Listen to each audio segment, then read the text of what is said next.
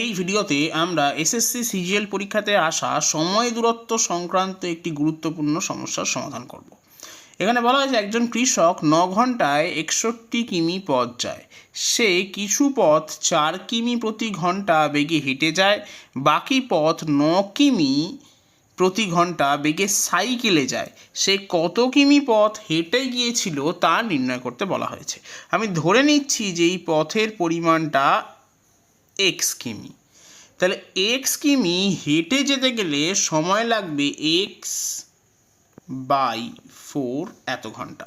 তাহলে বাকি পড়ে থাকা 61 মাইনাস এক্স কিলোমিটার যদি 9 কিমি প্রতি ঘন্টা বেগে যায়, তবে সেক্ষেত্রে সময় লাগবে 61 মাইনাস এক্স ডিভাইডেড বাই 9 এত ঘন্টা।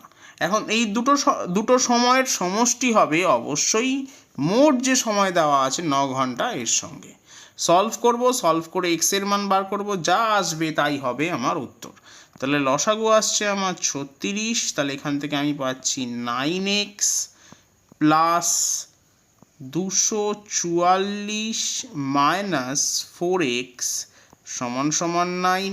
তাহলে এখান থেকে আমি পাচ্ছি 5x প্লাস 244 সমান সমান 6 নং 54 4, হাতে থাকলো 5, 9 3 27, 27 আর 5 32।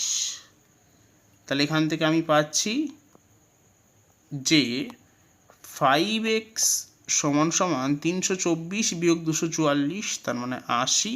তাহলে x এর মান হলো 16। তার মানে সঠিক উত্তর হবে অপশন ডি 16।